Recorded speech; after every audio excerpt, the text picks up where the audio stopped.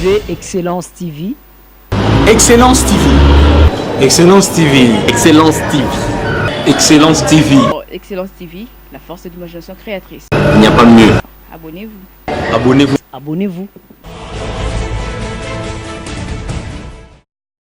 Chers téléspectateurs, chers internautes, encore Ecclésiaste Koulinfouka devant vos écrans. Voilà, c'est l'émission Les Bâtisseurs qui vous accompagne pendant ces laps de temps, toujours dans le souci de vous servir. Nous allons parler aujourd'hui de la problématique du viol entre mineurs. Vous n'allez pas oublier que dans la ville de Kinshasa, ce sujet a fait rage, ce sujet a scandalisé beaucoup de gens, ce sujet était à la une. Alors nous n'avons pas voulu rester indifférents, nous avons voulu aborder la question du viol entre mineurs. Et pour ça, je ne suis pas seul, je suis accompagné de Maître Gaylor Mandita. Il est avocat et assistant à l'université de Kinshasa à la faculté de droit. Bonjour monsieur l'assistant. Bonjour monsieur le journaliste. Merci beaucoup. Alors sans plus tarder, nous allons essayer d'entrer dans la profondeur de notre sujet. Nous parlons du viol entre mineurs. Alors qu'est-ce que nous pouvons déjà entendre par viol, maître? Merci beaucoup. Pour parler du viol en droit congolais, il faut d'abord se situer en droit commun. C'est que prévoit le code pénal congolais. Et ici, je vois les articles 170 et suivants du code pénal congolais livre 2. Et ce qui est différent, c'est qu'il faut retenir ceci. Avant, parlant du vol, on pensait que c'était juste un homme ou seulement un homme qui pouvait violer une femme. Et le contraire n'était pas admissible. Et aussi, on pensait que parlant du viol, on se limitait juste à ce qui concerne l'organe sexuel. Mais aujourd'hui, parlant du viol, on parle d'une pénétration, qu'elle soit dans un organe sexuel de la femme ou dans tout autre orifice. Donc ça peut être l'oreille. Et on peut utiliser non seulement l'organe sexuel masculin, mais même un élément, un instrument, un stylo qui peut pénétrer un orifice, peut constituer du viol plutôt. Alors, un homme peut violer une femme, tout comme une femme peut violer un homme.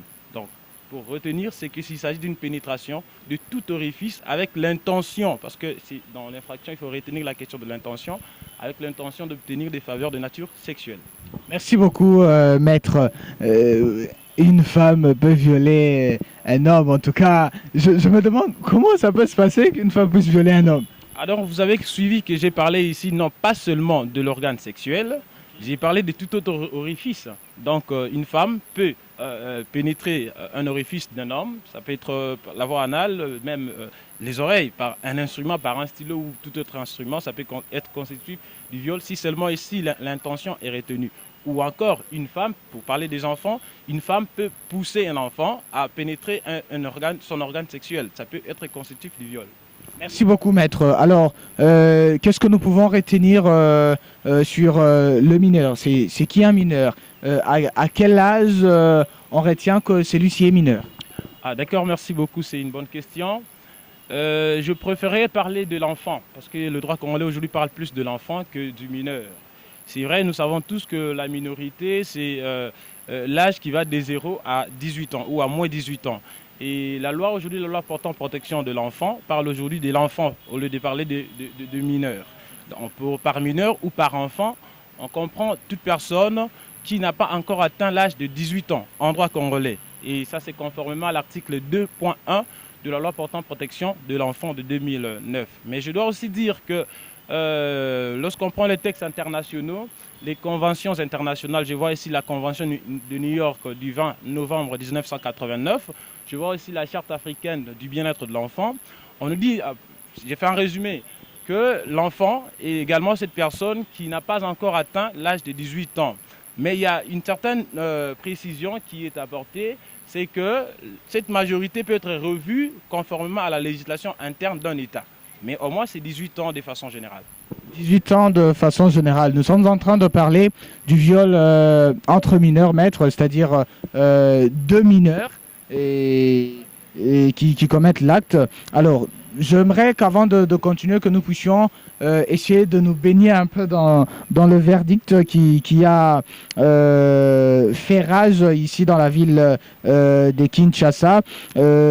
Comment avez-vous personnellement apprécié ces verdicts prononcés par les juges du tribunal pour enfants le lundi 17 juin 2019? Il s'agissait de l'affaire du viol d'une fille de 13 ans et il semble que les violeurs étaient également mineurs. Alors, les juges du tribunal pour enfants, il semblerait, ont condamné 2 élèves et ont acquitté 5 autres. Personnellement, en tant qu'avocat, comment vous avez apprécié ces verdicts? D'accord, merci beaucoup. J'aimerais, avant même qu'on pénètre cette question du viol sur mineur qui a fait le buzz dans la ville de Kinshasa, qu'on puisse un peu éclairer la question du viol ou des mineurs en soi. Lorsque on lit les articles 170, cette fois-ci pas du code pénal, mais de la loi portant protection de l'enfant, et nous sommes ici dans le cadre de la protection pénale de l'enfant, on revient également sur cette question de viol sur mineur, de viol sur un enfant qui n'a pas encore atteint l'âge de 18 ans. Mais je dois préciser ici que les personnes qui sont ciblées dans ce cadre-là ne sont pas forcément des enfants d'abord, puisqu'il s'agit là des infractions, mais pas d'abord des manquements, je vais y revenir. On cible ici des personnes adultes qui auront commis un viol sur mineur. Mais par rapport au cas sous examen, il peut arriver également que l'acte soit d'un enfant, que l'enfant soit auteur d'un acte qu'on peut qualifier de viol, mais que moi je ne qualifie pas de viol, en ce sens que pénalement l'enfant est irresponsable. Et puisque l'enfant est irresponsable pénalement, tous les actes commis par un enfant qui pouvaient être des infractions ne sont pas qualifiés d'infractions, mais sont qualifiés de manquements à la loi pénale. Donc un enfant ne commet pas une infraction, mais un enfant commet un manquement à la loi pénale. Alors, pour venir à la question du viol sur mineur, selon le verdict dont vous parlez là, voici ce que je peux apporter comme idée ou comme lumière.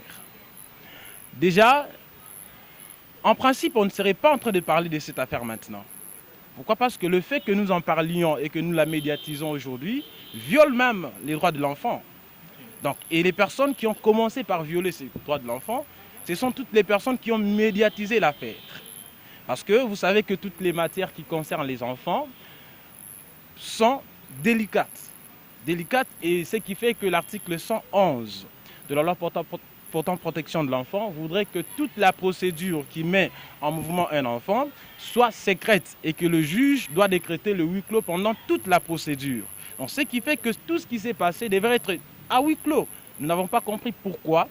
Et je dois dire la mère de la fille ou les avocats qui ont médiatisé l'affaire, ce qui n'est bon. Je ne sais pas si ce sont eux, mais ont médiatisé l'affaire, ce qui n'est pas bon. Parce que ce qui concerne des enfants devait être gardé secret et la procédure devait être à huis clos. Deuxième précision, vous savez qu'aujourd'hui, si tout le monde sait que telle fille a été violée, c'est parce que ces gens ont médiatisé l'affaire. Ce qui ne devait pas être fait. Ils ne pouvaient pas médiatiser l'affaire. Et aujourd'hui, la fille est en danger parce que vous devez le savoir, que lorsque vous lisez les articles 4, 5, 6 de la loi portant protection de l'enfant, surtout 4, vous verrez que dans tout ce que l'on fait, l'intérêt supérieur de l'enfant doit être mis au premier plan. Alors, médiatisons une question qui concerne un enfant ou des enfants, serait violer l'intérêt supérieur de l'enfant. Alors, aussi le fait que des gens, ce qui n'est pas aussi normal, que des gens se soient ligués au profit d'un enfant contre d'autres enfants, ça viole également les textes légaux. Écoutez, lorsque vous lisez également ces articles, à partir des articles 4, vous comprenez que les enfants doivent être traités de manière égale devant la loi. Donc, on ne pouvait pas comprendre que des gens se liguent au profit d'un enfant, mais contre d'autres enfants. Ça aussi, ça viole la loi. Donc, puisque les enfants doivent tous être traités de manière égale devant la loi, on ne pouvait pas en arriver là. Merci beaucoup. Merci beaucoup, maître. Alors, partagez-vous l'avis de certains qui disent que non, le jugement doit être revu et tout. Êtes-vous de cet avis? Monsieur le journaliste, je pense que nous devons parler du droit et non suivre ce que les gens pensent dans la cité, parce que tout le monde n'est pas juriste. Je vais décevoir peut-être certains en partageant. Moi, je partage la décision du juge. Je suis pour la décision du juge qui est tout à fait logique. D'emblée, je dirais que certains ont parlé de la condamnation, qu'on aurait condamné 2 enfants et acquitté d'autres. Non, on ne doit pas raconter des choses comme cela. On ne condamne pas un enfant. Je l'avais dit au début que, étant donné que pénalement, un enfant est irresponsable, donc il ne peut pas être condamné. On n'a pas condamné un enfant. Mais plutôt l'article 113 de la loi portant protection de l'enfant prévoit des mesures, des décisions que le juge peut prendre lorsque un enfant est en conflit avec la loi. Et parmi ces mesures, la première des mesures, le juge doit réprimander l'enfant et les rendre à ses parents. On réprimande un enfant, on le rend à ses parents. Ce n'est pas un acquittement, c'est une mesure prévue par la loi. Il faut différencier ce que c'est un acquittement et la mesure que le juge a prise. C'est une mesure, simplement réprimander et le rendre.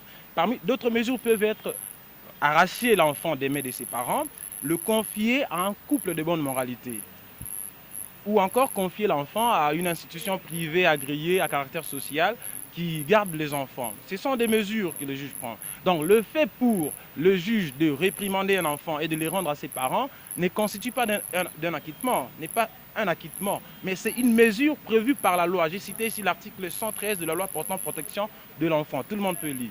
Donc le juge a simplement, analysant certainement le degré de participation de chaque enfant dans l'affaire, a jugé bon de réprimander certains, les rendre à leurs parents et a décidé de placer 2.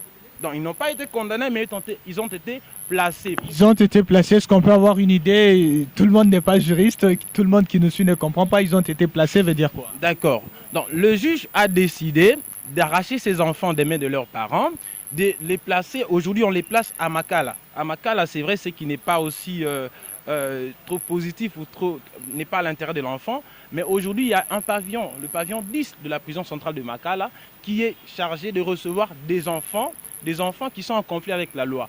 Ces enfants-là, quoique Makala soit une prison, en principe, ce ne sont pas des enfants qui sont emprisonnés. Ils sont placés, c'est un placement, on parle du placement social. Ils sont placés là-bas pour des mesures de rééducation, pour leur permettre de sortir de là, éduqués, avec des nouvelles orientations, avec une nouvelle vision de la société. Et ces enfants ont été placés pendant combien de temps?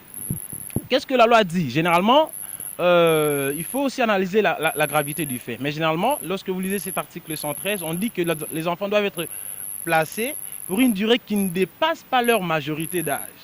C'est-à-dire, si c'était des enfants qui avaient 16, 17 ans, ils ne peuvent pas être placés pour une durée qui va au-delà de leur 18e année d'âge. Donc, ce qui signifie que le jour où ils vont atteindre 18 ans, ou selon ce que le juge a décidé, ils devront être rendus de nouveau à leurs parents.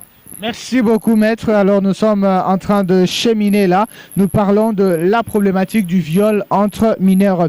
Alors, j'aimerais que nous puissions un peu spécifier les choses en détaillant ce que dit la loi en matière de viol entre 2 mineurs. Ah, d'accord, merci beaucoup. Je crois que je suis revenu sur, lorsque j'expliquais l'article 170 de la loi portant protection de l'enfant, qui par coïncidence est également l'article 170, c'est aussi l'article 170 dans le code pénal qui parle aussi de la question du viol. Je disais que dans la loi portant protection de l'enfant, ce sont des personnes adultes qui sont visées. Mais il peut arriver également que le viol soit un acte posé par un enfant. Je disais que je ne qualifiais pas ça de viol parce qu'il s'agissait d'un enfant, mais plutôt d'un manquement à la loi. Alors, puisque c'est un viol ou un acte qui est qualifiable de viol commis par un enfant, qu'est-ce qui se passe?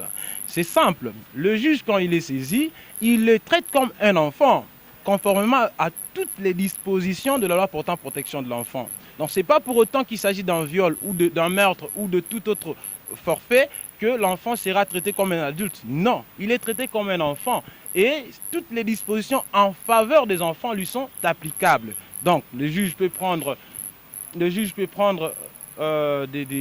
mesures tendant à réprimander simplement l'enfant, le rendre à ses parents, le placer dans une institution privée ou dans une institution, dans un établissement public ou un établissement de l'État de garde d'enfants, et c'est tout à fait normal. Alors, lorsqu'il s'agit d'un enfant, comme je le disais, c'est pas un miracle ou c'est pas parce que c'est un enfant vis-à-vis d'un enfant qu'on doit traiter un négativement au profit d'un autre. Non, j'ai dit ici que les enfants sont traités de manière égale devant la loi. Et puisqu'ils sont traités de manière égale devant la loi, on ne peut pas se liguer au profit d'un enfant contre d'autres enfants. Non, donc ils sont traités conformément à la loi. Merci beaucoup, maître. Alors, ne pensez-vous pas que cette loi portant protection de l'enfant est en train d'encourager certains enfants à faire le mal? Parce qu'ils se disent, même si je fais le mal, je serai d'une manière ou d'une autre protégé par la loi. Ne pensez-vous pas que cela peut nuire à la société? Non, monsieur le journaliste, vous savez que l'enfant n'est pas un adulte. L'enfant, c'est un être vulnérable. Et c'est ce qui justifie même qu'il y ait une loi spéciale et même une juridiction spécialisée pour lui. Donc s'il était adulte, on le traiterait comme un adulte.